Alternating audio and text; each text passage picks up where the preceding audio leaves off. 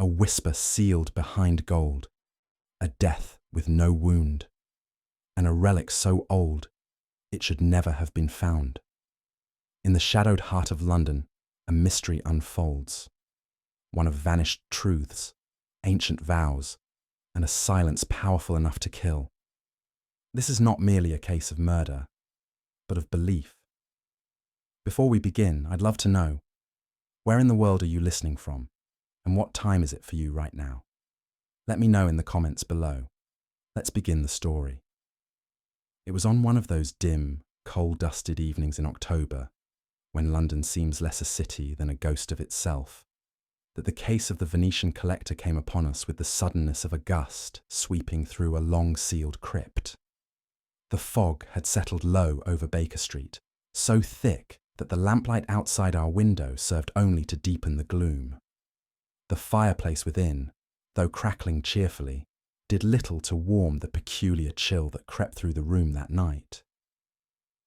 Sherlock Holmes sat cross-legged upon the rug, clad in his dressing gown, a monograph on Renaissance forgery splayed across his lap. I, for my part, had been engaged in reviewing a medical report on the properties of certain Mediterranean toxins prompted by a patient I had seen days earlier, an irrelevance at the time, though fate would soon render it otherwise. It was then that Mrs. Hudson knocked discreetly, announcing in a voice subdued by propriety, "A gentleman to see you, Mr. Holmes. An Italian, I believe. He seems distressed." Holmes glanced at me with a flicker of interest. Distressed, foreign, and visiting in a fog. Excellent conditions for a mystery, Watson. Our visitor entered with the poise of nobility, but the eyes of a man haunted. He was tall, silver-haired, though likely no older than 45, and impeccably dressed in garments of rich brown velvet, the cuffs embroidered with a style I recognized as Venetian. He carried with him the faint aroma of old books, sea salt, and a whiff of something more acrid, opium perhaps, or incense too long burned. "I am Signor Emilio Veretti," he said, his voice carrying the rhythm of operatic Italian, though muted by weariness. "I come to you not as a merchant, but as a man desperate for clarity. There has been a disappearance, and I fear more than theft has transpired." Holmes did not rise, but motioned for the man to sit. "Please, Signor Veretti, begin at the beginning, and omit no detail, however small it may seem." Veretti settled into the chair, though his posture remained tense, as though some invisible force pressed between his shoulder blades. "You are perhaps familiar with the Mascherad Oro di Dandolo," he began. "The golden mask of Dandolo. It once adorned the face of a Venetian doge during the Giuramento del Silenzio, the oath of silence. It has passed through generations of my family, though seldom seen by public eyes. 2 weeks ago, I brought it to London for private exhibition among a select group of collectors and patrons.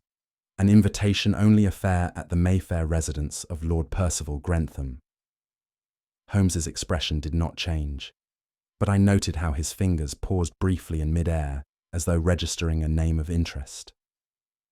"There were 9 of us in attendance," Veretti continued. "Among them an Austrian baroness, a curator dismissed from the British Museum, and Lord Grentham himself, who had a peculiar taste for esoteric objects." "And the mask was displayed publicly?" Holmes asked. "Only briefly. It was stored in a sealed vault within Grentham's private gallery. The vault was of the highest craftsmanship, an Italian design with a triple lock mechanism and internal sealing bar. The key remained in Grentham's possession at all times." Veretti leaned forward. "The next morning, Lord Grentham was found dead, seated in a chair by the vault, his face frozen in a grimace of terror. The mask was gone. The black opal ring he always wore on his finger, gone also. And yet, the vault showed no sign of forced entry. The mechanism was locked from within. I could not help but lean forward myself. "A locked room mystery, Holmes," I murmured. "The police concluded heart failure," Veretti went on. There was no wound, no poison detected. They say he was a man of age and strain, but I knew him. He was not so feeble. And then there is the matter of the vault. How could he die before opening it? Unless... He stopped short, eyes darting toward Holmes. Unless, Holmes finished, someone had cause to make his death appear natural and possessed the knowledge to retrieve the mask unseen, or better yet, never truly left. Veretti's hands trembled slightly. I fear, Mr. Holmes, that the mask was not merely stolen. I fear it was used. Holmes's brows lifted ever so slightly. Used, Signor Veretti? In ritual, the man said. There are those who believe it carries power. At this, Holmes finally rose, stepped toward the window, and peered out into the swirling fog. A sealed vault, a vanished relic, a man who dies of fright in a room no one could enter. Yes, Watson, quite the puzzle. It was not in Holmes's habit to make pronouncements hastily, yet I had observed enough over the years to know when a case gripped his interest entirely. When he returned to his seat, the embers in his eyes burned brighter than the hearth behind him. You mentioned the mask was last seen the evening prior, Holmes said. Were you the last to observe it in the vault? I believe Lord Grentham checked it before retiring. No one else was permitted access. And the scent, Holmes said quietly. There was one upon the deceased. Veretti hesitated. I noticed something. Faint. Like sea air, but bitter. Not altogether unpleasant, but strange. It lingered around his collar. Holmes nodded, as though a distant bell had rung in affirmation. Opium mingled with brine, Venetian salt to be precise, and something else, resin perhaps. We must pay that vault a visit, Watson. I feared you would decline, said Veretti. Holmes offered him a rare smile. Decline? My dear sir, you have just presented me with a locked room, a missing relic of historical significance, a probable murder dressed as natural death, and a whisper of old-world ritual. I should think it the height of discourtesy not to accept. Veretti's features slackened with relief. Holmes turned to me then. Pack your bag, Watson. We dine with shadows tonight. And so began a mystery that would take us from the polished parlours of Mayfair to the damp alleys of Whitechapel, from gold masks and vanished opals to a darkness that reached across centuries and whispered still.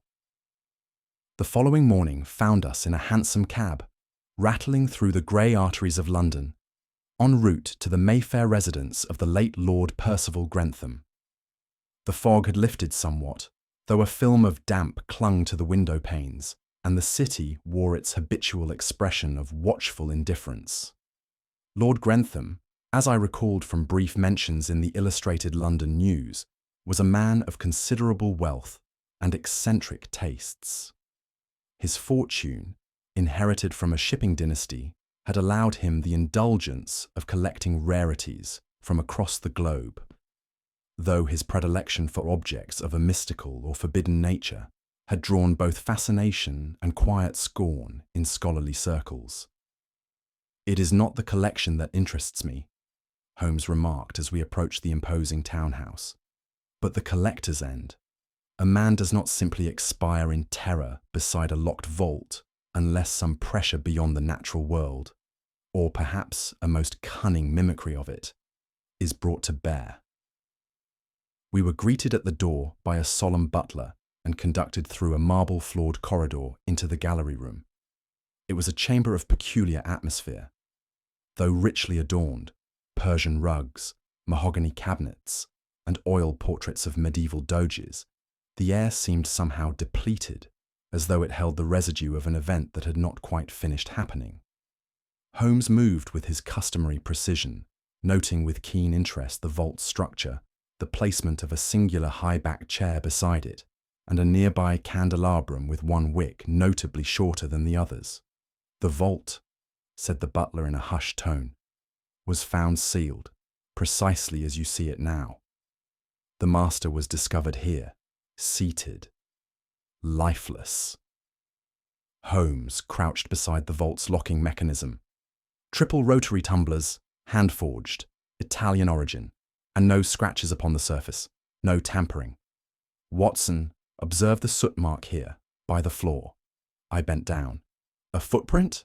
No, Holmes replied, tapping his fingers against his chin. Merely smoke. But it is where it should not be. The room was cleaned, and yet this residue remains. Someone lingered here longer than they ought.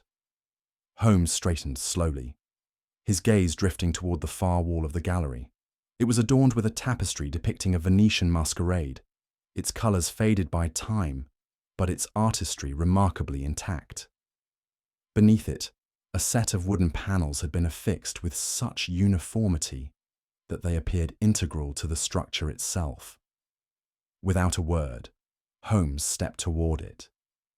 He produced from his pocket a length of silk ribbon and allowed it to hang beside the edge of the tapestry. It shifted gently, though there was no open window in the room. Curious, I murmured. There's no breeze. Precisely, said Holmes, his voice low, and yet the ribbon flutters.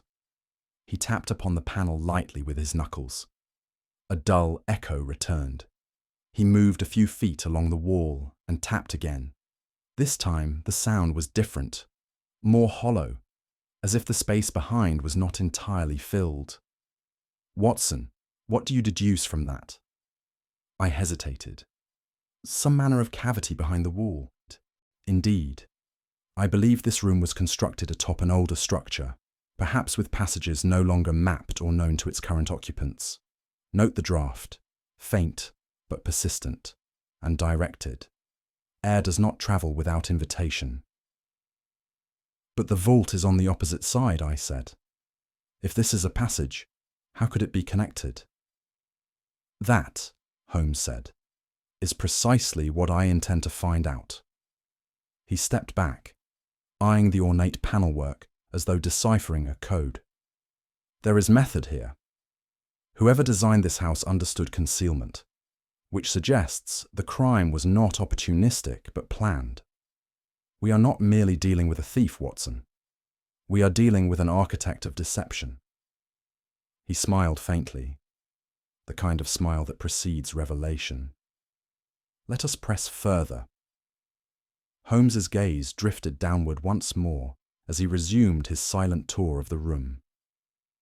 There was in his movements an uncanny precision, as though his very footsteps were dictated by the unseen geometry of the crime itself. He halted near a corner cabinet, brushed his hand across its lacquered surface, and knelt to inspect something wedged beneath the baseboard. With his tweezers, produced from the inner pocket of his coat, he withdrew a thin fragment no larger than a matchstick, its end darkened as though charred. Ah, he murmured. And here, perhaps, is the breath of Venice. I stepped closer, examining the fragment in his hand. It appeared to be some form of hollow reed, its surface glossy and finely ridged. Do you recognize it? Holmes asked. I shook my head. A piece of a pen, perhaps? Not quite. This is a candifumo, a type of reed pipe once used by Venetian smugglers to transport incense and other aromatic compounds in sealed compartments. The charring suggests it was burned, likely to mask the presence of another odour. He stood and turned toward the vault once more. There is a pattern forming, Watson. The salt, the resin, and now this. Someone in this room was employing more than perfume to mask their presence. Holmes then walked to the chair in which the deceased had been found. He examined the upholstery with deft fingers, and with a quiet exclamation, removed a small wax fragment caught between the armrest and the velvet padding. It bore an impression, a lion rampant, forepaw raised, clutching a dagger. I feared as much, he said, his tone lowering. The seal of Il Fratellanza del Silenzio, a Venetian brotherhood long presumed extinct. They were said to trade in relics of power, objects believed to bind loyalty or silence through ritual. I felt an involuntary chill as I regarded the symbol, ancient and crude. You think they were involved in Grentham's death? I think, Holmes said grimly, that Lord Grentham died at the hands not of a man, but of a belief, and those, he added, are infinitely harder to catch. As we prepared to leave the gallery, Holmes asked to speak privately with Signor Veretti in the study adjoining the main hall. I accompanied them, and the Italian, though courteous, grew visibly uneasy beneath Holmes's steady gaze. Signor Veretti, Holmes began, you mentioned that Lord Grentham had long admired the mask. Did he offer to purchase it from you? Veretti hesitated, his fingers adjusting the cuff of his embroidered sleeve. He did not. I had offered it to him some years prior, yes, but he refused. Why? He claimed its history made it dangerous, Veretti said, that it would bring misfortune to any man who possessed it. Holmes steepled his fingers. And yet now it is gone, removed not by force, but by subterfuge. Veretti stiffened. You imply I had motive to reclaim it. That is not true. I imply only this, Holmes said softly. You feared the mask would be exposed to ridicule, perhaps. Displayed without context, stripped of its legacy, or worse, tested for fraud. That mask has never been questioned. But Grentham's rejection may have been more than distaste.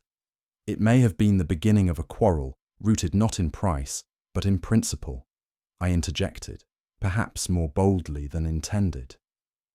Holmes, surely you do not suspect— I suspect nothing, Watson. I observe that Signor Veretti's concern for the mask outweighs his concern for the dead. And I observe, he added, turning back to Veretti, that your desire to recover it may have less to do with property and more with preservation of belief. Veretti said nothing further, but there was a glint in his eye, whether of pride or resentment, I could not say. As we stepped once more into the fog-wrapped street, Holmes turned to me and said, This is no common theft, Watson. The mask is not merely stolen, it is reclaimed. And that, I fear, is a far more dangerous motive. It was on the following evening, beneath a half-shuttered sky and amid the clamour of the East End, that Holmes led me through a crumbling alleyway in Whitechapel to a door without a name. This portion of London, I knew well from my days as a medical officer, had long concealed the city's quieter rot, its fevered secrets tucked behind market stalls and the rattle of pub songs. We are expected, Holmes said, producing a folded scrap of parchment bearing a curious red insignia. Luca Mancini, an Italian forger of considerable disrepute, has agreed to speak with us. Discretion, Watson, is paramount. The door opened without knock. A narrow man with a lantern and suspicious eyes gestured us inside, down a steep flight of stairs, and into a subterranean chamber that smelled of damp stone and old varnish. Here, behind rows of broken statuary and relics cloaked in mildew, Mancini waited. He was a wizened figure with fingers stained by ink and lacquer, and his eyes bore that glint peculiar to those who live too long among fakes and fragments. You ask about the mask, he said in a breathy whisper, but you should instead ask what follows it. Holmes gave him a small nod. Then let us begin with what you have seen. I saw it, 3 nights past, or what I believe was it. A man came to me, a tall gentleman, face hidden beneath a collar. He wished for confirmation that a certain object was genuine. He bore with him a mask of gold, light as a whisper, but old, impossibly old. I told him it was real, that it reeked of Venice. Did he name himself? Holmes asked. Number. But he carried with him a seal, pressed into wax, the lion and dagger. He said nothing more. Holmes's eyes narrowed. And what did he want of you, Signor Mancini? To replicate it, Mancini whispered. He wanted a double. A silence fell, broken only by the distant clatter of carts on cobblestones above. "And did you oblige?" I asked. He shook his head. "I never had the chance. He vanished that same night, left the mask behind, or so I thought." Holmes took a small envelope from his coat and handed the man a banknote within. "You have done well, but I suggest you disappear for a time." Mancini smiled thinly. "Disappearing is what we do best." But the morning after, Mancini was found stabbed in the back room of his cellar, slumped over a workbench with red wax pooled beside him. Holmes read the coroner's note and closed his eyes. "We are getting close," he said. It was a sombre Holmes who returned to Baker Street that afternoon, the weight of Mancini's silence pressing upon his features. He spent a full hour in quiet meditation by the window before rising and summoning Inspector Lestrade with a curt telegram. Then, with little ceremony, he requested that I accompany him to the Savoy, where one of our earlier acquaintances in the case, the Austrian Baroness, resided. Baroness Helena von Weitz, a tall and angular woman with hawk-like features and an accent sharpened by years of diplomatic subterfuge, greeted us with the affected warmth of one accustomed to interrogation. "You think I killed your little artist in the cellar?" she asked, with a smile too measured to be genuine. "We think only that you possess knowledge that now costs men their lives," Holmes replied. She motioned for us to sit and fetched a small decanter of cordial, though neither Holmes nor I accepted. "I knew of the brotherhood," she said, after a pause. "Years ago, in Venice, I was part of a circle, scholars, dreamers, fools, who studied the Fratellanza del Silenzio. We believed the mask was more than a relic. It was a key." "A key to what?" I asked. "To loyalty," she said with a shrug. "To silence. The Brotherhood believed that through ritual and relic, one could command obedience. The mask was used during secret oaths, allegiance unto death." "And you believe this?" Holmes asked, almost amused. She met his gaze. "I believe men will kill for such power. That is what matters." Holmes nodded slowly. "And was Lord Grentham a believer?" "Grentham?" she scoffed. "He was a collector, but he feared the mask. Said it had never been meant to survive the age of reason." "And Veretti?" At this, she hesitated. "Veretti," she said at last, "is not the man you think. He believes in the old ways. He would rather see that mask vanish into myth than under museum glass." Holmes rose. "Then I believe our circle narrows, Baroness." She said nothing further, only watched us with an expression unreadable as stone. Outside, Holmes turned to me and said, "Belief, Watson, is the most enduring poison. One taste, and a man will abandon logic, honour, and even life." It was on our return to Baker Street that Holmes produced the letter. "I procured it from Grentham's personal correspondence," he said. "It was dismissed by the constable as little more than an idle curiosity, but it is no idle letter, Watson. It is a cipher." The paper was fine and yellowed, written in Italian, though the script appeared inconsistent in stroke and spacing. Holmes laid it upon the table and, using his lens and a reference of esoteric Venetian texts, he began to parse its hidden meaning. I watched as the words transformed, patterns emerging from the seeming chaos. "It speaks," he murmured, "of fedeltà cieca, blind loyalty, and of an object used in silence beneath the gaze of lions. A ritual, Watson, meant to bind oath through sightless gold. The mask was not merely ceremonial, it was a mechanism, a vessel through which control was exerted." "You mean hypnotism?" I asked. Holmes shook his head. "Worse, the power of belief. A man who thinks he has sworn himself in blood and gold will hold that oath beyond reason. It was not power in the mask, it was power in the mind." He folded the letter carefully, then turned to a small parcel which had arrived from Lestrade. Inside was the infamous black opal ring, reportedly pawned the day after the murder. Lestrade believes this implicates Veretti directly, I said. Holmes smiled faintly. Lestrade believes in neat solutions, but this ring tells a different story. Note the scratch beneath the setting. A collector's mark, and not one used by Veretti. This ring was planted. Planted, I repeated. Indeed, likely stolen weeks prior and introduced to the scene to cast doubt. By whom? That, said Holmes, remains to be seen. But whoever arranged it counted on the obvious conclusion. He glanced toward the fire, then added softly, "The mask was not taken. It was hidden, and someone has gone to considerable lengths to mislead us as to why." And at that, I understood. This was no longer a case of theft.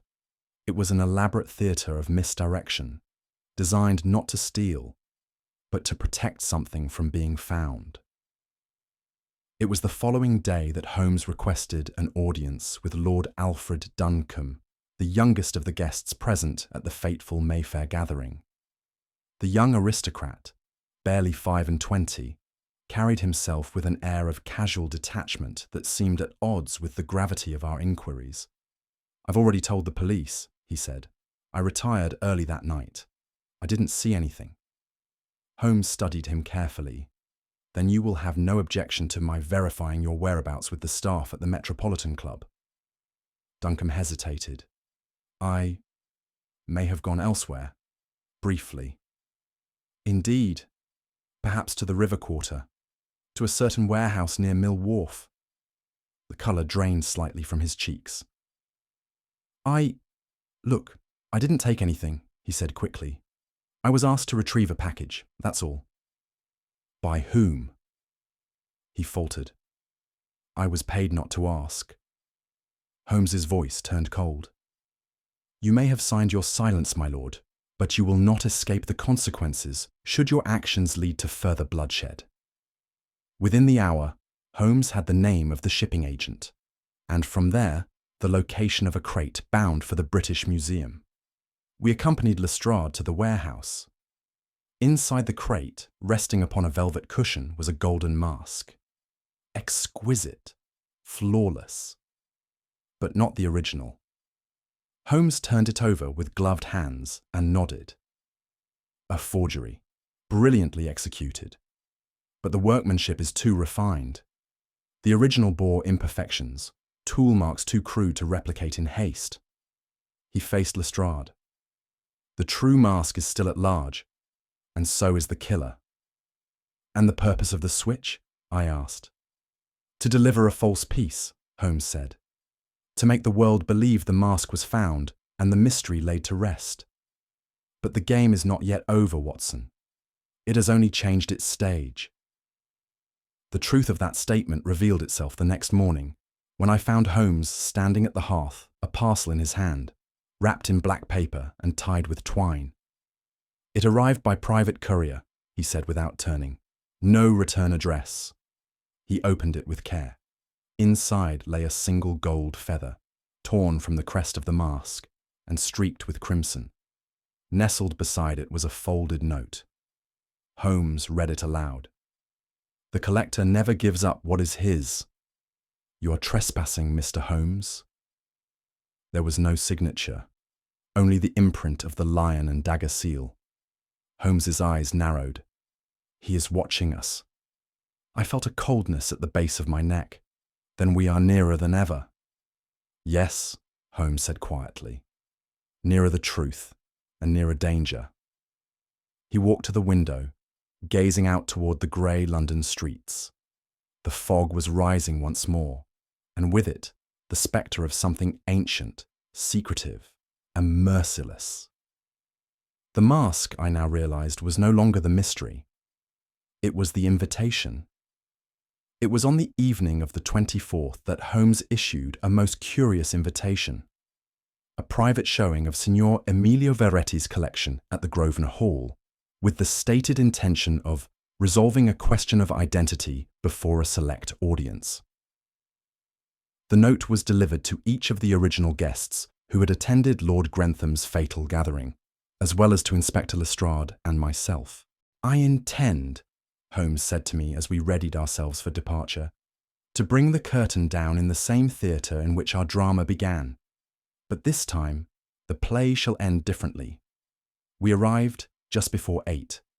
The hall was dimly lit and hushed, the air curiously still, as if the very walls held their breath. Veretti, dressed in a manner more subdued than usual, greeted us with the grace of a host, but not without a shadow behind his eyes. "I trust this will be brief," he said coolly.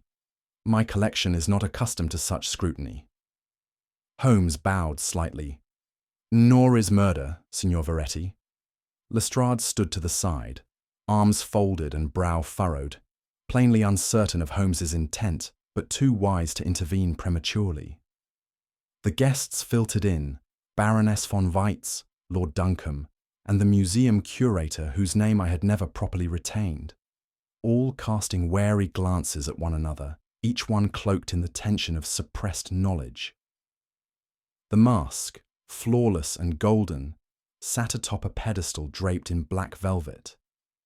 A single beam of light illuminated it from above, and though I had by now seen both original and forgery, I could not be certain which this one was. Holmes stepped forward. His voice was calm, clear, and deliberate. "Ladies and gentlemen," he said, "we are gathered not to admire antiquities, but to exhume truth. There has been a murder, a theft, and a deception most artfully staged. Tonight, the veil shall be lifted." And with those words, he signalled to the attendant. The room dimmed further. Veretti's gaze did not waver, but I noted how his fingers gripped the back of his chair. The performance had begun. A faint hiss signalled the release of vapour into the gallery. Holmes's own mechanism, I later learned, adapted from theatre stagecraft and marine distillation. The scent that filled the room was unmistakable. Brine-heavy air laced with bitter resin, redolent of crumbling canals and ancient ritual. A low chant, recorded on phonograph and played through a concealed horn, echoed softly through the chamber. Shadows flickered across the walls, as mirrors shifted by hidden cords cast distorted reflections of the mask, now seeming to shimmer and multiply. The guests looked to one another in visible unease. "What is the meaning of this?" asked the curator, adjusting his cravat with a trembling hand. Holmes gave no reply.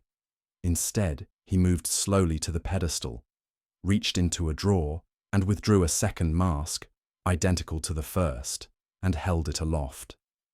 "There are 2 masks," he announced, "but only one truth." He stepped toward Veretti and held the second mask close. "Do you recognize this?" Veretti gave a faint smile. "It is a replica, poorly done." Holmes tilted his head. "And yet it was enough to fool the British Museum. You should know, Signor Veretti. You made it." A murmur rippled through the room. "I made no such thing," Veretti said coldly. "No? And yet your fingerprints were lifted from the interior. A latent smudge upon the inner edge, corroborated by a fragment of wax with your family seal, found in the crate bound for the museum." Veretti's jaw tensed, but he said nothing. Holmes walked slowly around him. "You could not bear for the mask to be examined, to be catalogued by dispassionate hands and stored behind glass. To you, it was not a relic, but a relic alive, an inheritance. You feared its exposure would destroy its myth, and thus your legacy." Holmes halted behind him. "But it was never truly gone, was it? You merely moved it, hid it, and killed Grentham to ensure it would never leave your grasp." At this, Veretti rose abruptly. "This is absurd." And then, very slightly, his hand moved to his cane. Holmes raised a finger. "That will do." Lestrade stepped forward. The Baroness gasped audibly, and I, watching from the edge of the shadows, saw it. the shudder in Veretti's shoulders, not of anger, but of revelation. The trap had sprung. The room held its breath, all eyes fixed upon Holmes, who now stepped beside the pedestal and addressed us not as guests, but as witnesses. "You have each seen the mask," he began, "but only one among you knew its true value, not as a collectible, but as a symbol, not merely of Venetian history, but of a legacy that could not endure the light of reason." He turned to Veretti, who stood motionless, eyes narrowed, hand still hovering near his cane. "Signor Veretti is not a thief in the ordinary sense. He did not steal for profit, nor for glory. He acted to preserve something he feared would be dismantled by scrutiny, his family's place in a secret order long buried by time." Veretti's expression did not shift, but the faintest tremor touched the corner of his mouth.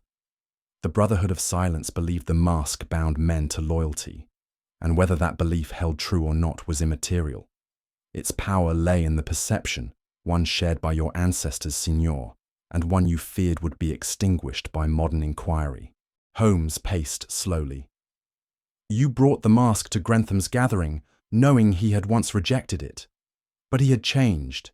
He now wished to acquire it not to honor its past, but to dissect it, perhaps even expose the truth behind the so-called rituals." Holmes turned back to the others. Veretti could not allow that. He had already prepared a replica, a brilliant forgery, and arranged for it to replace the original once Grentham was dead. There was a gasp. "And the murder?" someone asked breathlessly. Holmes nodded. "A rare Mediterranean toxin, extracted from a sea urchin known to produce temporary paralysis and cardiac arrest. It would have appeared as natural death.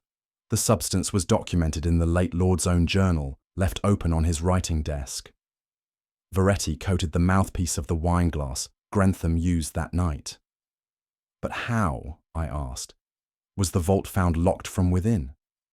Holmes smiled faintly. "An architectural trick. Behind the panel we discovered days earlier lies a smuggler's tunnel, long sealed from the outside, but accessible still from within the gallery. Veretti used it to exit the room unseen. He locked the vault, closed the hidden panel, and re-emerged from the servants' corridor with perfect composure." Lestrade stepped forward, his face pale. "And the others?" "They were merely pawns in the illusion," Holmes replied. "Each played a part in the stage Veretti set." Holmes now stood directly before Veretti. "You did not kill for gain. You killed to protect a myth, a golden lie passed down in silence. But silence, Signor, cannot outlast the truth." Veretti did not speak, but his eyes burned, not with fear, but with the fury of a man whose secret world had collapsed in the space of a single hour. There was a moment, brief but chilling, when all motion ceased in the room, as though the weight of revelation had drawn time to a halt. And in that silence, Veretti moved. His hand swept down to the head of his cane. With a sudden motion born not of panic, but precision, he drew the concealed blade within. It flashed in the lamplight, narrow and honed like a stiletto. Several of the guests recoiled in alarm. Lestrade reached instinctively for his revolver, but Holmes remained still, preternaturally so. "Don't bother," he said calmly. "It is a replica." Veretti's eyes widened as he glanced at the blade. It was indeed real in appearance, but hollow and harmless. The steel bent slightly at the hilt under pressure. Holmes stepped forward. "I suspected you might attempt such a gesture, Signor, so I arranged for your cane to be switched upon arrival. One must anticipate drama when dealing with men who live by symbolism." Veretti's arm slackened, the weapon slipping from his fingers. Lestrade seized him by the shoulders, and the struggle, if it could be called that, ended without further incident. As Veretti was led away, I turned to Holmes, my voice hushed. "You risked much in allowing it to come this far." Holmes shook his head. It is not courage, Watson, to walk forward with your eyes open. It is calculation. And then, for the first time that night, he looked not triumphant, but tired. They were already at the threshold when Veretti turned. His face, though pale, bore no shame. Only the strange serenity of a man who had lost the war but preserved the relic. "You may take the mask, Mr. Holmes," he said, his voice level, "but you shall never unmask its curse." The words hung in the air like smoke, neither threat nor prophecy, but something older and less decipherable. Holmes said nothing, nor did anyone else. Outside, the carriage doors closed behind Veretti, and the sound of hooves receded into the London night. Later, as we sat once more by the fire at Baker Street, I found myself troubled not by the crime, which Holmes had explained with his usual mastery, but by something deeper. "Do you believe him, Holmes?" I asked. "About the curse?" He stirred his tea once, then twice before answering. "There is no curse in gold, Watson, only in the minds of men who bind their legacies to metal." He leaned back, his features drawn. "But belief, my dear fellow, that is a far more enduring poison." And so ended the case of the Venetian collector and the mask that silenced a man, a family, and an empire of shadows. Yet even as I penned the final line in my journal, I could not help but wonder if some relics, though solved, are never truly buried. It was 2 mornings following Veretti's arrest that I found Holmes once again at his table, the golden mask before him turned gently beneath the lens of his magnifier. The light of the early sun glanced off its polished surface, but Holmes's gaze remained fixed not upon its gleam, but upon its flaws. "There," he murmured, more to himself than to me. And again, "There." He passed the mask to me and pointed to a minute irregularity along the inner curve of the left cheek. It appeared no more than a faint indentation, easily dismissed as wear or age. "And yet," Holmes said, "it is the single defect by which the forgery revealed itself." "I confess," I said, "I cannot see how such a minute mark could determine so much. It is not the imperfection itself, Watson, but what it implies. The original mask, according to Veretti's own archival catalogue, bore no flaw in this location. On the contrary, it was celebrated for its unbroken curvature. And yet this mask, presented to the museum as authentic, contains a mark that could only result from a casting mould, one too hastily made." He held up another sheet. "Furthermore, I examined Veretti's own restoration records from 6 years ago. He documented the presence of micro-tooling around the eye sockets, a detail absent in this piece. That omission, Watson, told me more than all the theatrical posturing he performed." I turned the mask in my hands, humbled by its beauty and the subtle deceit it carried. "But why not simply destroy the original?" I asked. Holmes's expression darkened slightly. "Because he could not. To destroy it would be to sever the myth, to break the lineage. He had to preserve it, to hide it, perhaps even to worship it still. The forgery was merely a smokescreen for survival." He reached for his pipe, the morning calm interrupted only by the faint rustling of the Times on the hearth. "You see, Watson, men will go to great lengths to maintain illusions, especially when their bloodlines are bound to them.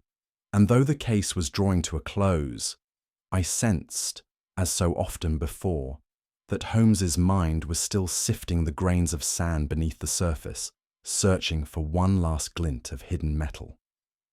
Later that same day, as we reviewed Lestrade's final report, Holmes placed a small, cork-sealed vial upon the mantel.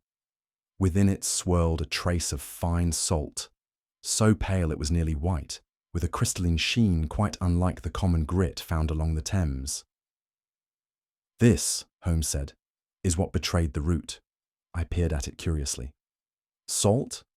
Not just salt, Venetian salt, or more precisely, Salt with the salinity signature of the Canal degli Spiriti, an obscure waterway now silted and abandoned, which once linked the merchant quarter with the Brotherhood's enclave. "You're certain?" I asked. "I had it tested," he replied. "The magnesium and sulfate composition is unique. It matched precisely to samples I obtained from the Venice archives 2 years ago during that unfortunate incident with the stolen reliquary." He returned to the table, where a rolled blueprint now lay half unfurled. "Now, observe this. Grentham's estate, constructed atop the remnants of a trading house which once belonged to the Bartoluzzi firm, excommunicated in 1794. The tunnel we discovered, concealed behind the gallery wall, was originally designed for maritime smuggling. He tapped the schematic gently. Veretti, being a historian of his own bloodline, knew of its existence. That passage allowed him to enter and exit the sealed vault unseen. It also allowed him to transport the original mask into hiding before the authorities could inspect it. And the salt? Holmes gestured to the vial again. It clung to the hem of his cloak. Barely a trace, but enough to identify the canal from which the passage drew its moisture. He thought it a relic's dust. He did not realize it would sing of a forgotten Venice. I could not help but marvel. So, in the end, it was not gold that gave him away, but salt. Holmes nodded. "And so it often is, Watson. Not the grand symbols, but the overlooked grains beneath our feet." It was in the final phase of Holmes's inquiry that the mystery of the opal, so long considered a minor thread, was revealed to be a critical knot in the tapestry. "The ring was never meant to identify the killer," Holmes said, as he turned the black opal beneath his lens. "It was meant to distract, to bait attention away from the true mechanism of the crime. The opal, though small, bore upon its underside a distinctive groove, an irregular cut not caused by wear, but by deliberate incision. This notch," he continued, "was once used by Mediterranean traders, specifically those from the Amalfi coast, to denote items which had passed untaxed through the back channel routes. It is a smuggler's mark, Watson." "Then it was stolen," I said, "long before the murder?" "Precisely," Holmes replied. "It had passed through 3 hands before it reached the pawnbroker in Clerkenwell. The signature used to pawn it was not Veretti's, merely a forgery done well enough to mislead a hasty observer." He stood and retrieved a thin journal bound in green calfskin. "This, however," he said, "is what confirmed the method of murder. It was Lord Grentham's collector's diary, recovered from his private library by Lestrade, and summarily dismissed as irrelevant." Holmes had perused it with more care. "Note this passage," he said, pointing to a page marked with a pressed laurel leaf. "Curious specimen arrived today from Trieste, a dried urchin of vibrant hue with barbed cilia. Local fishermen warned it is not to be touched. They say it stuns the hand, arrests the breath. Folklore, no doubt. Still, curious sensation upon contact. Numbness followed, sense sample to apothecary." Holmes closed the book. "It is no folklore," he said. "The diadem of veninum, a rare echinoid from the eastern Mediterranean, produces a neurotoxin potent enough to paralyze the body while leaving the mind awake. Applied to the rim of a glass or pipe, it would require mere seconds to enter the bloodstream." I felt my stomach churn. "Then Grentham was awake," Holmes said quietly. "Awake and aware until the moment his breath ceased. No marks, no wounds, only fear etched upon his face, frozen, as if death were not an escape, but an interruption. It was a chilling image." "And Veretti?" I asked. "He would have recognized the passage," Holmes said. "Grentham recorded it in plain prose, but to one initiated in the lore of relics and rites, the meaning was clear. The venom was not merely a method, it was symbolism, a poison born of the sea, employed to protect, a relic born of secrecy." He returned the opal to its case. "In the end, Watson, the clues were not scattered, they were nested. A ring, a journal, a forgotten creature from forgotten shores, all pointing not toward chaos, but toward ritual. That evening, as the lamplight flickered gently upon the walls of Baker Street, I found Holmes in rare repose, his violin laid aside, his gaze turned to the smouldering embers in the hearth. We had spoken little since Veretti's removal to Holloway. The silence on this occasion seemed not born of tension, but of reflection. I could not help myself. You astonish me still, Holmes. Each time I believe I have grasped the limits of your insight, you widen the horizon. He gave a faint smile, though his eyes did not shift from the fire. The horizon, Watson, does not change, only our angle of view, and most men prefer to see in silhouette. I knew that tone in him, a low register in which reason and melancholy coexisted. You believe Veretti was mad? I asked. No, Holmes replied. Not mad, merely possessed. Possessed by an idea too old to be argued, too beloved to be denied. He reached forward, plucking a coal gently with the poker. Superstition, my dear Watson, is simply the shadow that truth casts when seen through the fog of fear. I wrote those words down that very night, for I felt they contained within them the thesis of our entire ordeal, not just of the mask, but of the man who killed for it. In the soft silence that followed, I watched Holmes return to his violin, lifting the bow with almost reverent care. As he began to play a low, minor strain, I sat back in my chair and understood that the case, while closed, had left an imprint neither of us would soon forget. A fortnight later, news reached us, quietly and without fanfare, that the real gold mask of Dandolo had appeared in the archives of the British Museum. No note, no signature, no explanation. Only the artifact, resting in a velvet-lined case, alongside an unsigned document, authenticating its age and provenance with impeccable accuracy. Lestrade believed it a hoax. The museum, while baffled, chose to accept the gift. And Holmes said nothing. I suppose it was you, I ventured, who arranged for its return. He did not confirm, only stirred his tea. The diplomatic channels must have been difficult to avoid. To avoid, he repeated. On the contrary, Watson, they were most useful. I merely redirected a letter. And there the matter ended, without scandal, without exposure, and with Veretti's family, spared the shame of legacy undone. But I, being neither inspector nor instrument, could not so easily let the curtain fall. As I penned the final lines of this account, I found myself returning to the beginning, to the mask itself. That hollow gold visage, unblinking and impassive, had survived centuries not through its craftsmanship alone, but through the weight others placed upon it. Power, mystery, fear, it absorbed them all. And I wondered, was it Veretti who wore the mask, or the mask that wore Veretti? Holmes had once said that gold is merely metal, but I was no longer certain. For if gold can hide a man's guilt, perhaps it can also blind us to his motive, and thus concluded the affair of the Venetian collector, less a case of murder than of belief, less a puzzle of logic than a portrait of conviction sealed in silence.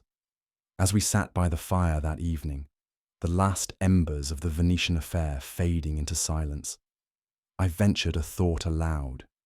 Do you suppose, Holmes, that Veretti truly believed in the mask's power, or was it merely a performance?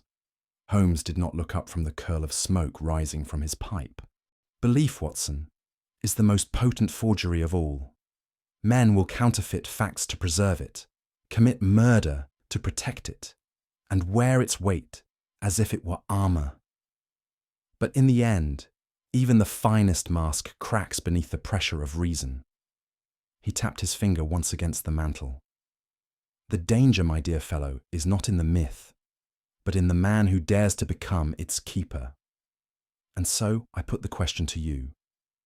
What do you think was Veretti's greatest mistake creating the forgery, preserving the relic, or believing that silence could outlast the truth? Let us know your thoughts in the comments below. I'd love to hear your theories. And if you enjoyed unraveling this mystery with us, do subscribe for more Sherlock Holmes investigations and share this story with friends who appreciate a good riddle wrapped in gold. The next case awaits.